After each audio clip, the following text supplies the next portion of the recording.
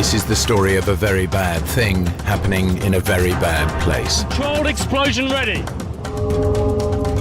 When Chris Moon left the British Army, he couldn't have imagined life on Civvy Street would be even more perilous.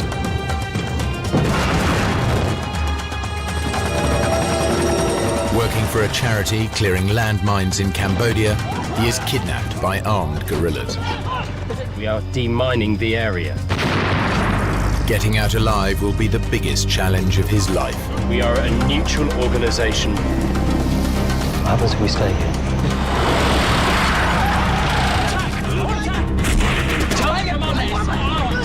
There is no threat!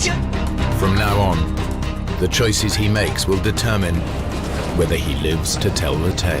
Where are you taking him?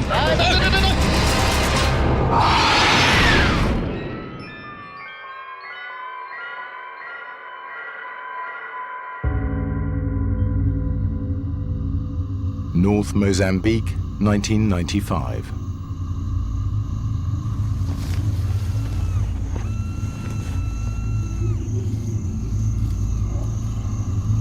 Chris Moon is working for a charity clearing landmines.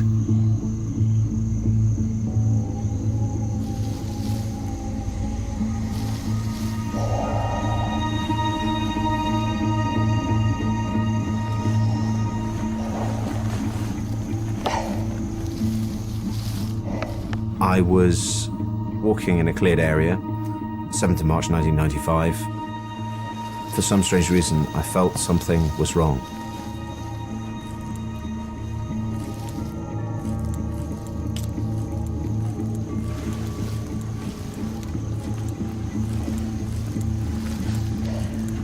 I turned. I took 3 paces and then...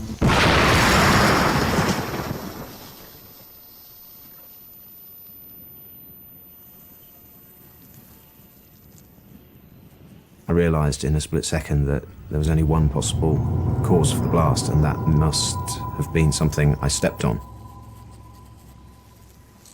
Looked down and I saw that there was a hole in my right hand that was the same size as the demining tool that I'd been holding. The blast drove the flat end of this prodder through my hand, and I recognised the shape of it. I began to think, right, well, what is the worst possible thing that can happen? I knew that the worst possible thing that could happen was that both legs would be completely blown off, my guts would be hanging out, and I'd be about to die. In the storybooks, they say your life flashes before your eyes. Well, it's not really like that, but you are aware of everything you've done, the good things, the bad things. And above all, suddenly everything makes sense. Even on the verge of death, he knows he's a survivor. He's already been through far worse. On the other side of the world, deep in the forests of Southeast Asia.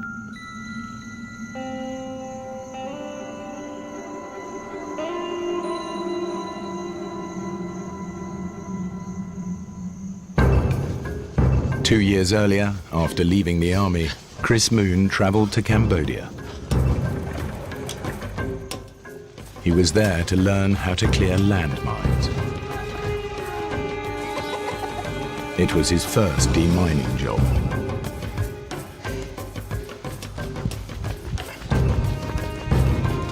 The whole Cambodian landscape was riddled with landmines, the deadly legacy of civil war.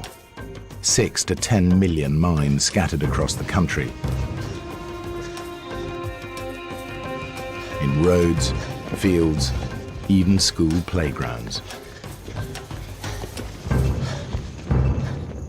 The problem with landmines is that once the fighting stops, these things are killing and maiming people for decades afterwards. Chris and his team started working in a small village in a safe but remote area. We were working all together in Posat province for mine clearance. My job as his interpreter. Mine clearance is relatively straightforward. They're working in a metre-wide lane, which is very clearly denoted with white sticks.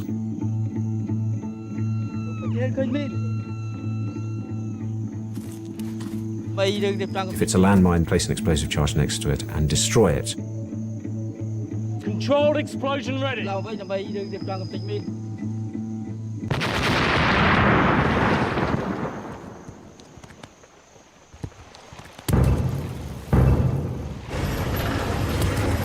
Although the civil war had finished and the United Nations were now running the country, the Khmer Rouge still posed a serious threat. And what about Khmer Rouge in this area? No, you're safe around here. They're all well out into the jungle. The Khmer Rouge were holding the forests, and the forests and all of those areas were very much for us no-go areas. Anything else I need to know about? Stop unless you absolutely have to.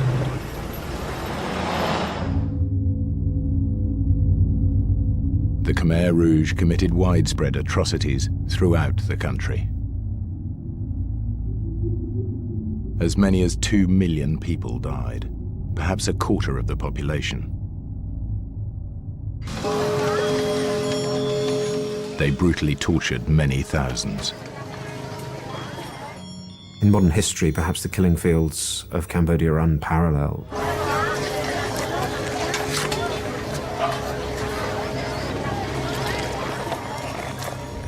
When Chris first arrived in Phnom Penh, he visited the S01 Genocide Museum. Previously a school, the Khmer Rouge had used it to hold prisoners before execution and to torture them.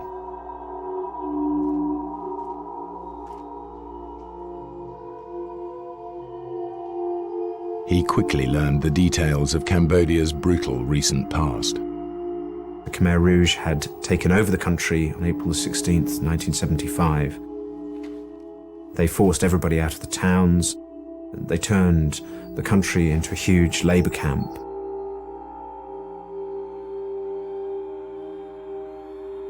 Anybody associated with the previous regime was tortured and executed.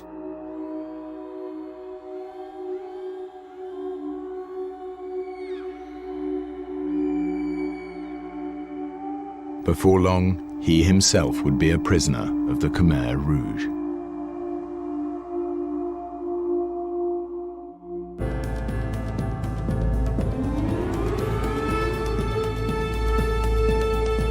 It's 1993. Chris Moon is in Cambodia clearing landmines. He's been told the area where he's working is relatively safe. As far as anyone knows, the Khmer Rouge are some distance away. The United Nations people locally to us had told us that they had been way beyond the point at which we were clearing. There were no troops near us for about 70 kilometers. So the small village that we were working in was quite safe. On our truck, we were taking some women and children from the village down to Kravan, the small town. In my Land Rover, I had about 6 of my blokes. They were in the back.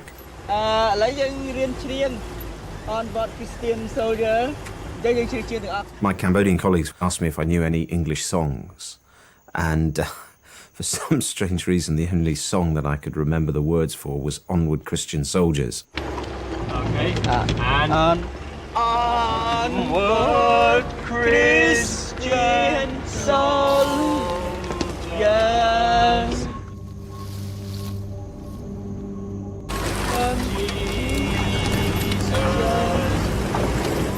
We were going down the same road that we'd always been going up and down when we reached a clearing.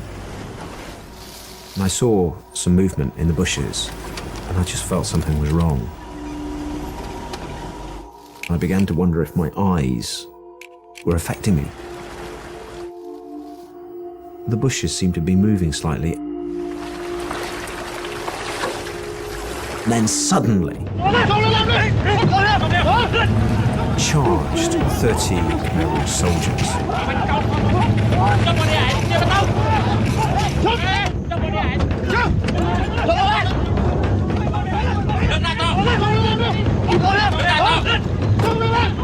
I kept thinking, what am I going to do? What am I going to do? I have to do something.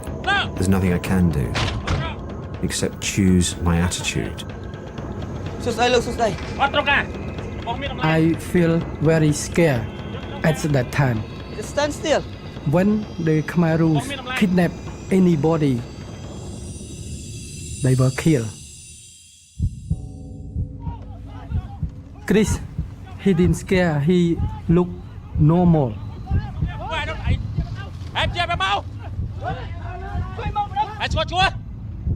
Everything that I did was focused on, well, how can we survive? How can we get out of here?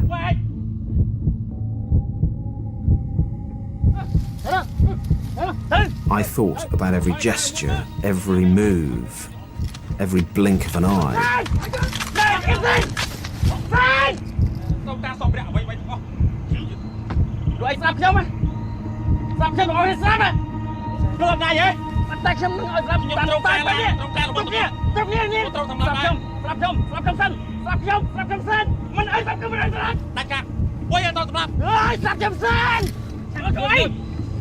He said, why you come here? To help the Cambodian people. We are demining the area. We are a neutral organization working in Cambodia to help the Cambodian people.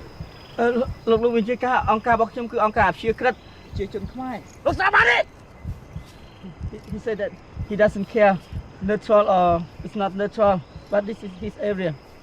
He try to say more words, you're gonna kill us.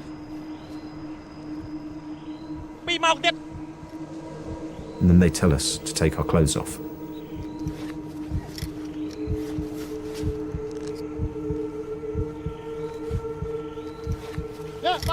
I suppose fear is such a lonely thing. Here you are with all these people, and yet inside I felt very lonely. And I'm standing there in my underpants thinking, right, no matter what happens, I'll never assume the role of victim. Because I do think that if you behave in a certain way, you pre-program others to treat you in a certain way.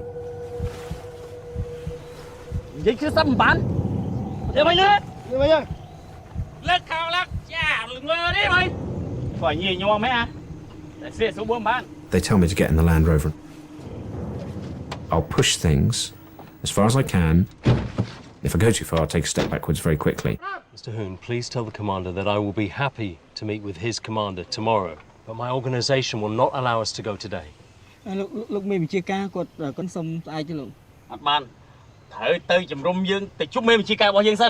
said, no, you have to go to see his commander today. I'm now a Khmer Rouge prisoner of war. Which way? Let's go straight.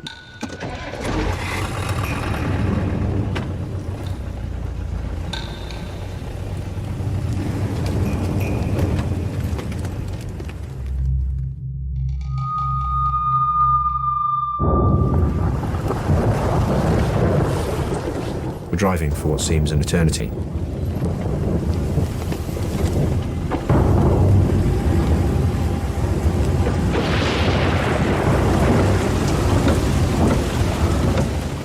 And then most heavy monsoon rain.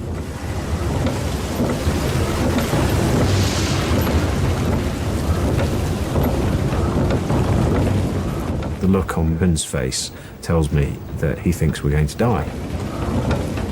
There's no hope in his eyes. I'm watching the Khmer Rouge soldiers. I'm trying to work out what's going on inside their heads.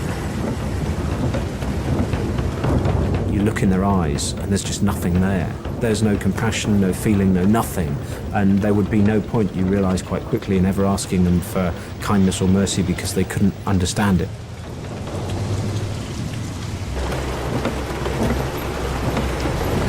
Mr. Hoon, Yes? we asked the commander if he knows this area well. Look, maybe he said he lived in this area for 30 years now. All the time we're trying to keep things polite, trying to communicate on their level. Does he have a wife and children? Look, maybe you can.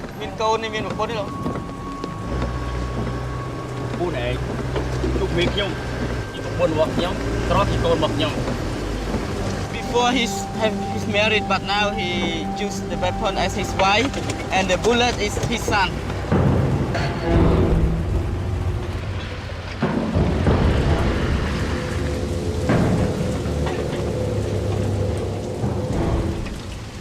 The Russian-made ZIL truck may have confused the Khmer Rouge. Their enemies have been using Russian military advisors for many years. Perhaps they think that's what Chris is really doing in Cambodia.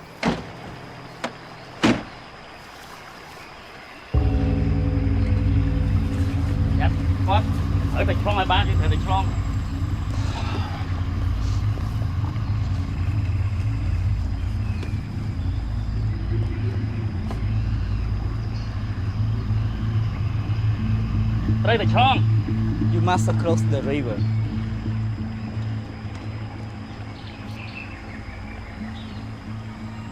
Tell the commander to send one of his men through the river first. Psychologically, it's going to be far better if I make him send one of his men in to get wet. What I need to do is create some sort of a relationship with them in which they respect me. The commander would be very unlikely himself to walk through. He'd get one of his guys to do it.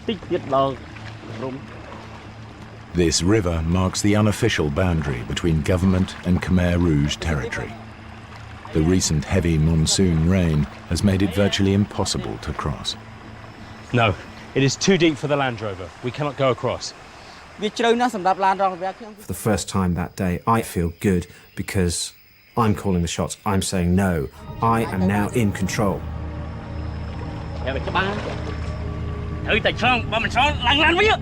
So you must cross the river. If you're not across, go back to the Land Rover. Hey, let's go.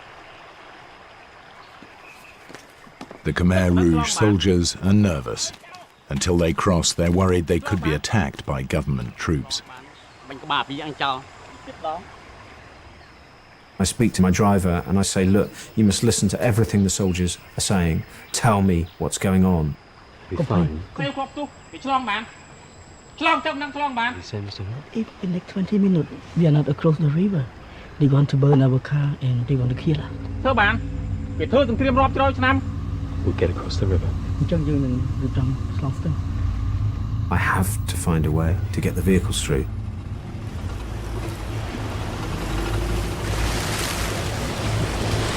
We get into the middle of this fast-flowing stream at 2'6" of water, and I have a few anxious moments as I see the water starting to come under the doors.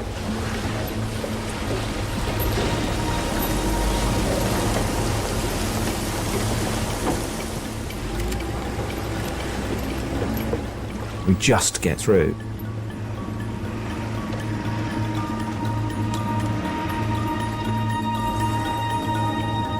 Into the deep forest, home of the Khmer Rouge. Every mile further from civilization, further from safety. We're not using roads.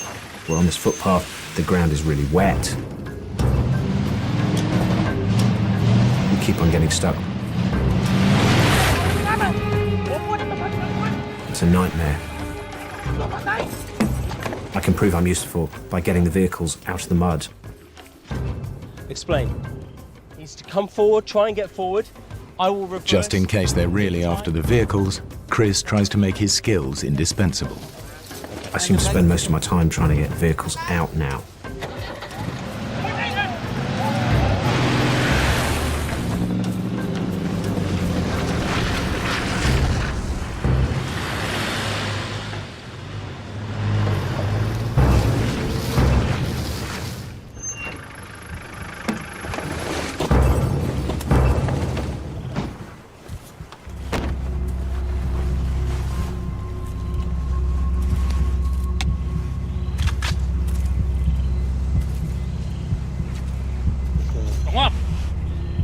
Don't look at them.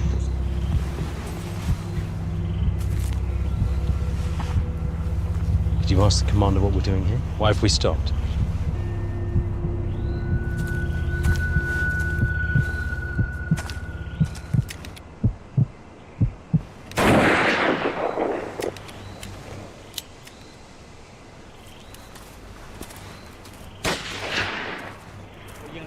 I know by now that we must be deep into their territory. This is their jungle. Okay. What's going on? You have to follow the commander. Ask him why. Where are we going? ទៅទីណាលោកបញ្ហាខ្ញុំទៅជាមួយលោក Don't talk too much.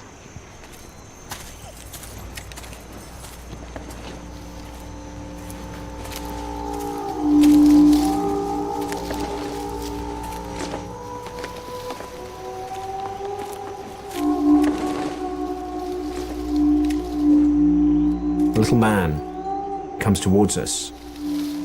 He's got a hard face.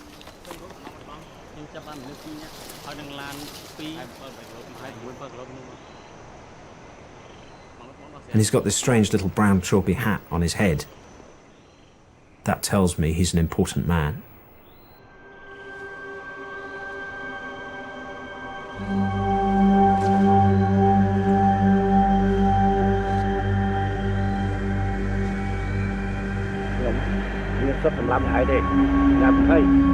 I don't have the authority to shoot you today. Let's go with us to see my commander. Let's go. Chris is now the prisoner and property of a second Khmer Rouge commander.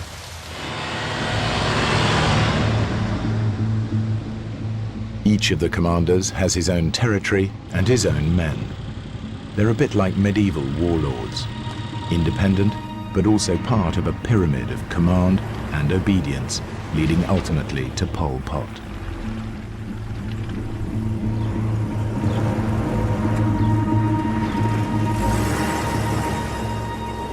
At the end of the first day, they stop by a stream. They tell us that we are now in a minefield. I'm not sure if I believe them or not. It could be a genuine warning, or simply a lie to keep them from running away. Ask the commander what his plan is. Why have we stopped? Are we staying here tonight? Tonight we sleep here. Tell the commander it is not possible. The rules of my organization will not allow me to. ខ្ញុំគិតថាមិនអាចធ្វើបានទេព្រោះអីច្បាប់នៃអង្គការរបស់ខ្ញុំនេះបានទេ You must stay here. There's no point in talking to them. We try to explain who we are, what we're doing, and they just shrug their shoulders. The frustrating bit for me is that they just can't understand what I'm doing, can't compute it. To explain that I'm not their enemy is just an impossible task. What do you think of the commander? I think the Khmer Rouge, we cannot trust them. They are very cruel.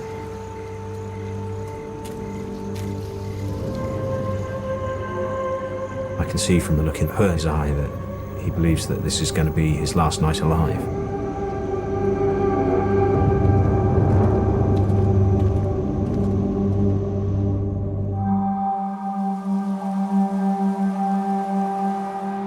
Chris Moon and his colleagues are prisoners of the Khmer Rouge, forced to play a delicate psychological game of survival. It's morning on the second day, and Chris asks his captors for permission to wash.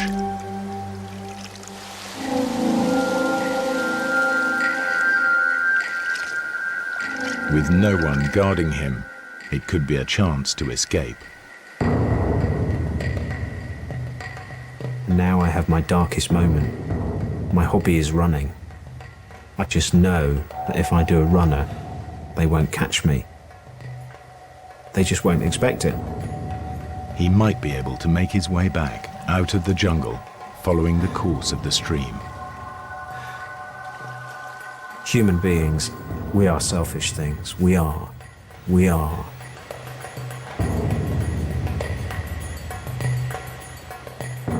Chris, he has chance to escape. If he escaped, we would be killed.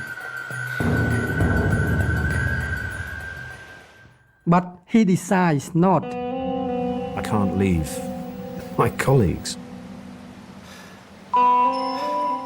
Now I can't leave them, so I walk back slowly to the vehicle.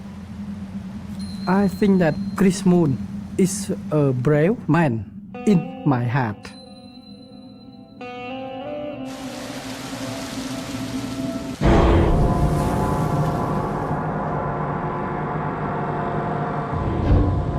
They drive on through the day.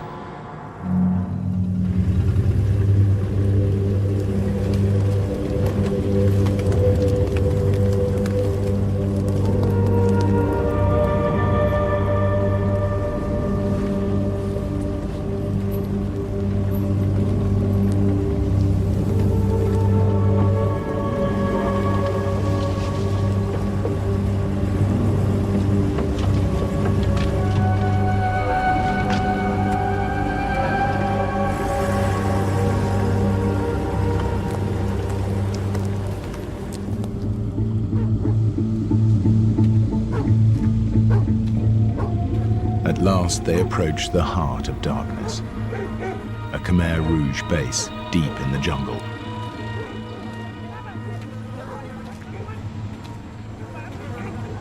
And the regional commander who can choose to have them killed or tortured. Deep down inside, I begin to think maybe there is no hope. And that's when I have to banish the demons.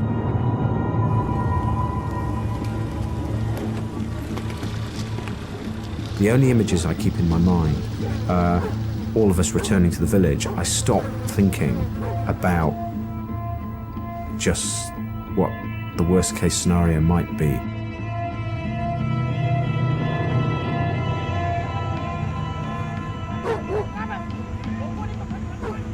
My imagination keeps leaping off all the time. I have this dread, and if I focused on it, what I'd be thinking of is all the horrible stories about them torturing people. I think about what I need to do when I meet this commander to communicate with him. That is all that I allow myself to think about.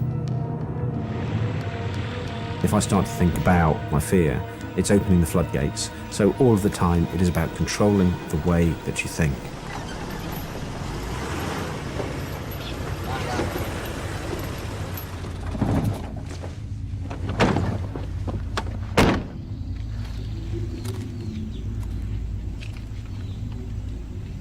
Why? Not up there. He said they will bring you to the house. Where you go? Where are you taking him? The Khmer Rouge, when they want to kill, firstly, they separate, and then they can't kill quite early. They've separated me from Pern.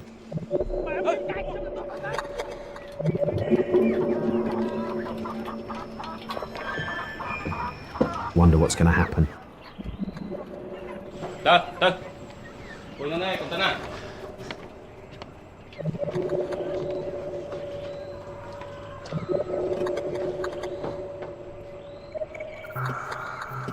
All of the time, I'm telling myself not to focus on stories that I've heard of people being tortured.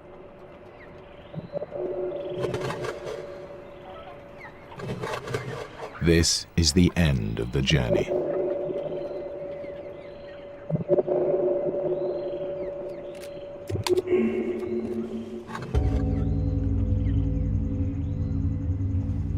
Now Chris comes face to face with the one man with absolute authority to decide their fate.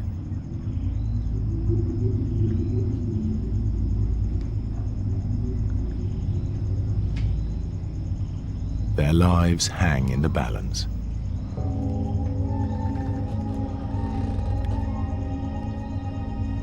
Speak Khmer. No. Speak Thailand. No.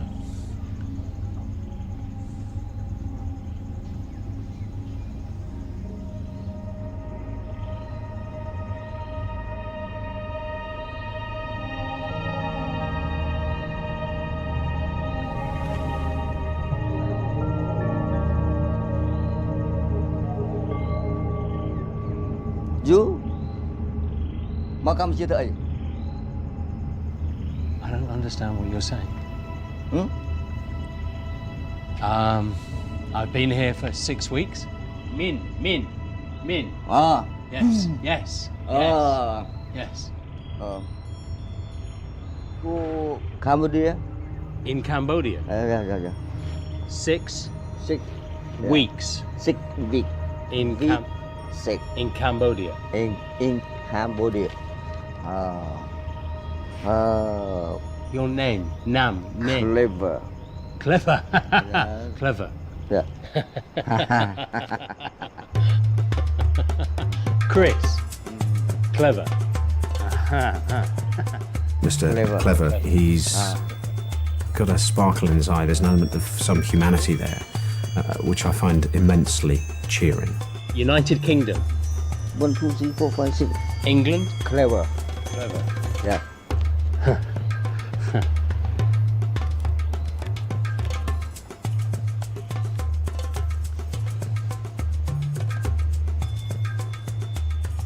Look, Chris Moon,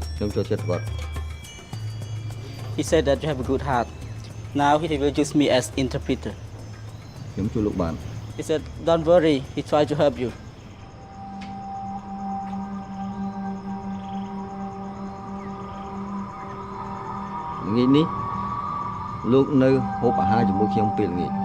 This evening, you should have dinner with him.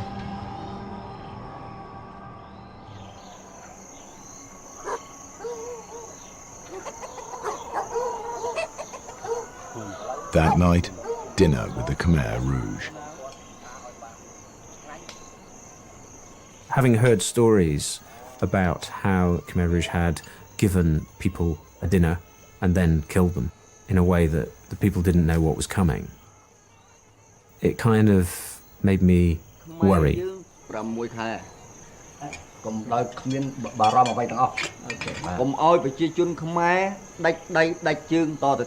Please bring beer.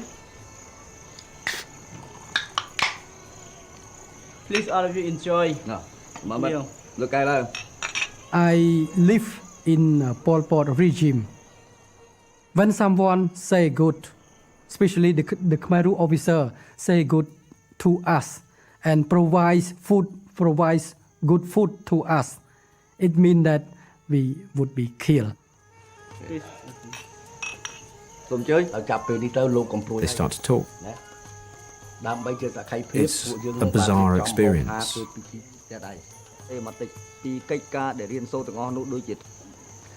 Please thank the commander for his hospitality.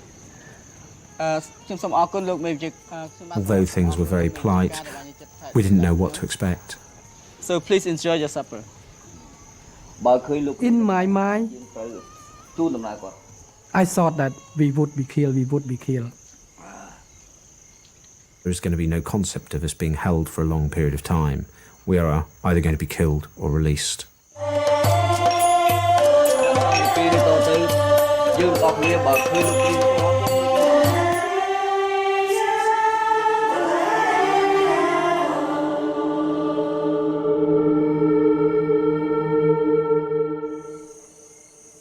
I keep waking up during the night.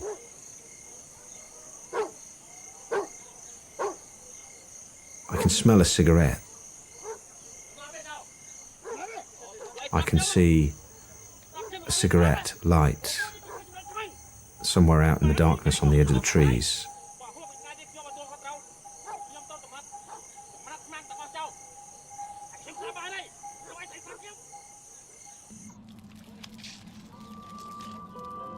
In the morning, they're still alive. They try to maintain good relations with some tactical flattery.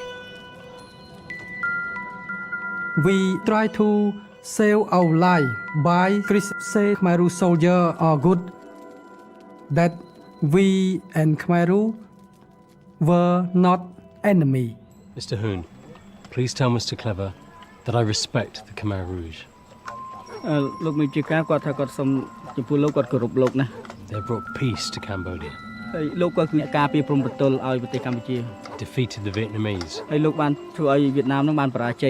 And we look forward to leaving and telling everybody how good the Khmer Rouge are.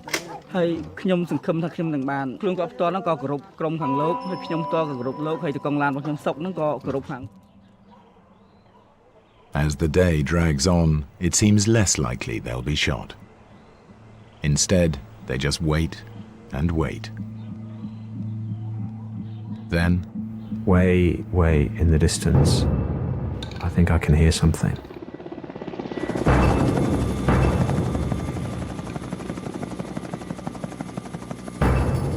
And then I see a tiny dot of a helicopter.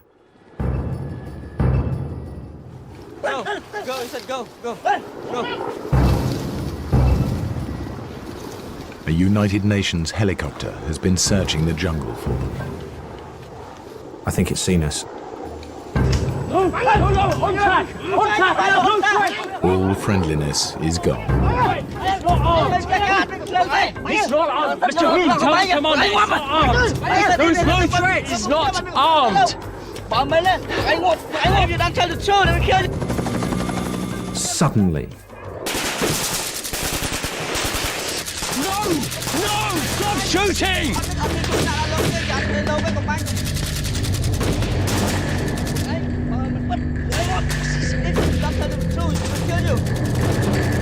Chris and his colleagues have become a dangerous liability. Mr. Clever needs to get rid of them. Fast. So Mr. Clever changed his mind. And I thought that, it finished our life. He orders the commander who brought them in to take them away again. This time, he can do what he likes with them. by sending us back, it was the other commander's problem. That's why he sent us back.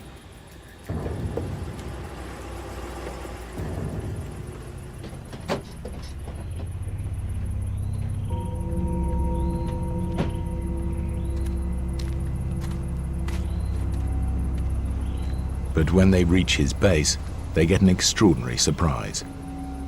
Hello? He said now he let us free to go. He sets them free and grants them safe passage for a day.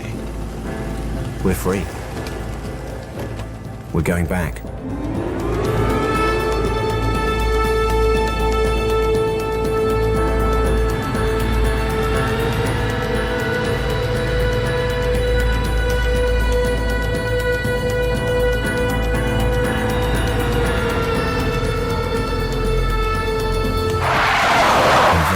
To my complete horror, the original commander who first captured them, angry that they're still alive. Hey! Cái nào bro? Ở sao lên? Cái nào bro? Who allow you to come? He said, give me the car key and get down. Tell the commander. His commander has given us safe passage through this area. Look, make your guy look. Give me the car key. If I give him the car keys, how are we going to get home? But soខ្ញុំឲ្យសោឡានទៅលោកតាពួកខ្ញុំអាចទៅផ្ទះយ៉ាងម៉េចបានឡើងឡើងនោះ You said get in the truck. Stop here. Jump down. On the verge of freedom, they trade their Land Rover for their lives.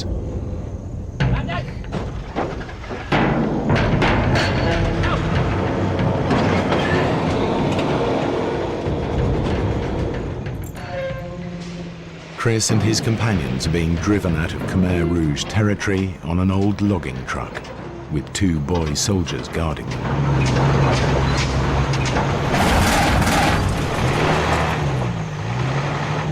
Let's go. Stop for a while.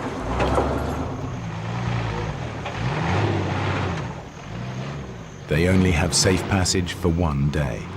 If they haven't made it home by then, all bets are off. They must get out of the forest.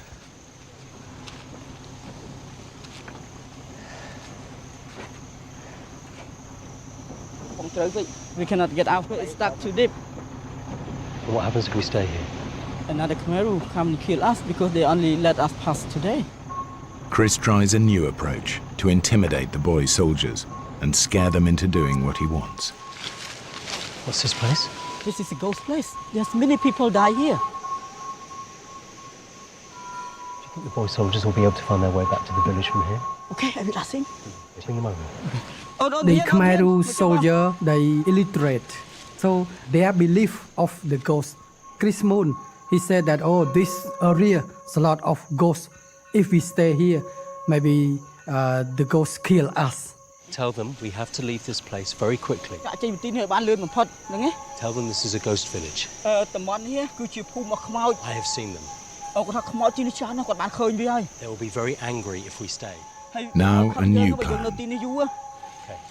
Which way? To walk through the night and to keep going until they're free.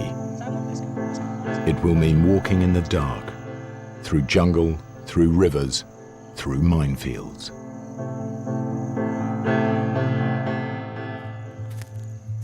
Chris Moon and his companions must get out of the jungle.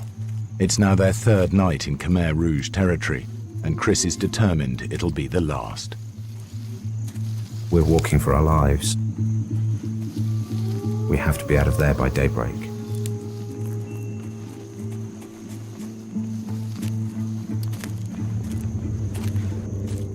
I make everyone put their hands on their shoulders. In the darkness. In this place where there are no rules. Where I'm just so angry with them for what they've done. I have to confront the fact that what I hated in Khmer Rouge might also be in me too. Because I have a very wicked thought. Maybe I should kill the boy soldier. I've even got my hand on his neck. I can snap his neck like a pigeon. And when I've got the weapon to get the other one when we emerge out into the night.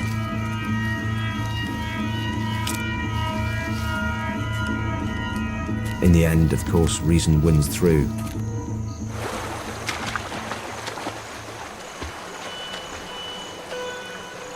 We walk almost the whole night. We walk and I'm very, very tired. Sometimes I could not walk properly. But Chris, he's still strong.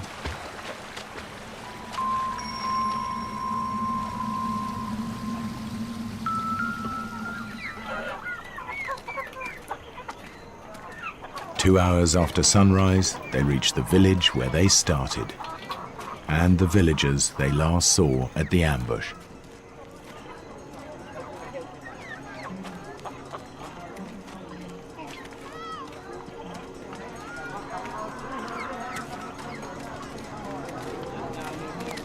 When we arrived to the village where we demining there, many people were very happy and come and congratulate us.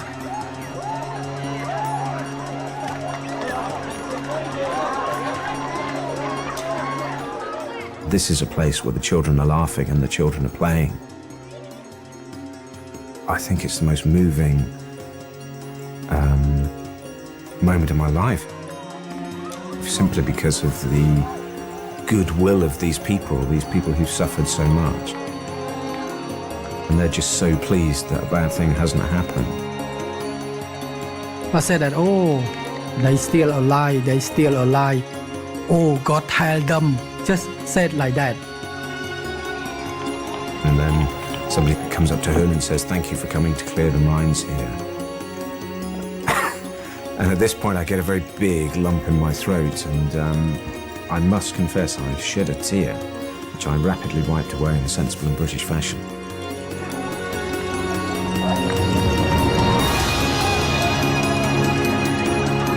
We were released on Sunday, we were back working again the Monday.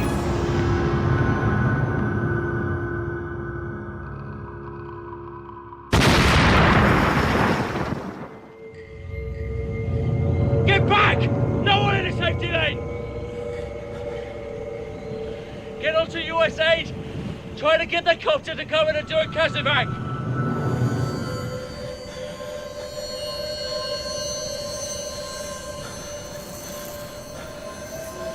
I look down, I see that my lower left leg is still there, it's a bit burned. But my lower right leg has been completely blown off.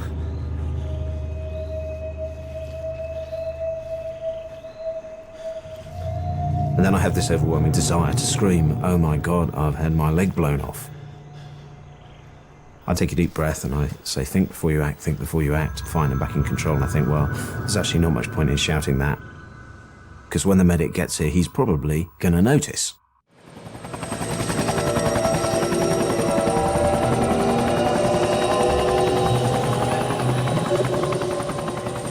People talk a lot about the survival mechanism, that your survival mechanism kicks in.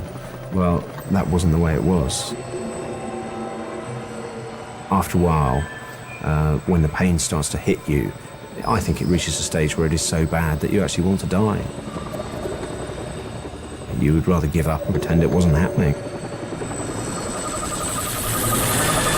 The battle in the helicopter is not to go to sleep. It was easier to go to sleep, to pretend it wasn't happening, to turn over and just fade out. And dying is definitely, in those circumstances, the attractive option. It's easier to die. I knew I'd gone into shock. I desperately needed fluid. The medic was struggling to get the drip lines into me. I had to get some fluid in. I decided that I would drink my drips.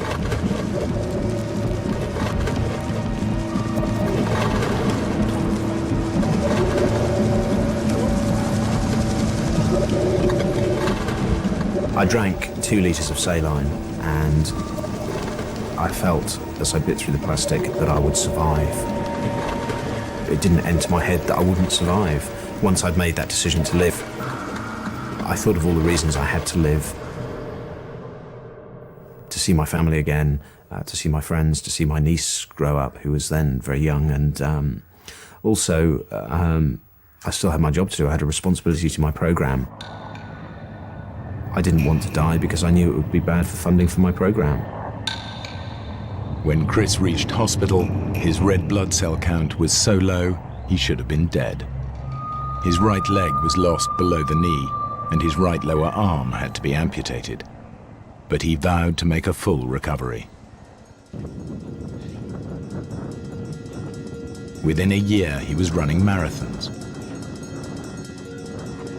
Eventually, he ran the Marathon des Sables, 7 grueling marathons across the Sahara Desert. 7 marathons in 7 days. Nab it down a bit. Big like this. When you've given all that you have to give, that's when you maybe start to get a bit of luck. But what happens most of the time is that we stop here at this point at which it's uncomfortable, at which it all hurts a bit too much. But the reality is that we have the capacity to go beyond that point if we believe we can. And many of the challenges that I've faced have been about having the confidence to say, right, I won't give in. I don't know if I'll make it, but I will never give up. I will just take one more step. And maybe that's what the journey of life is about keeping on going. If you fall over, keep on getting up.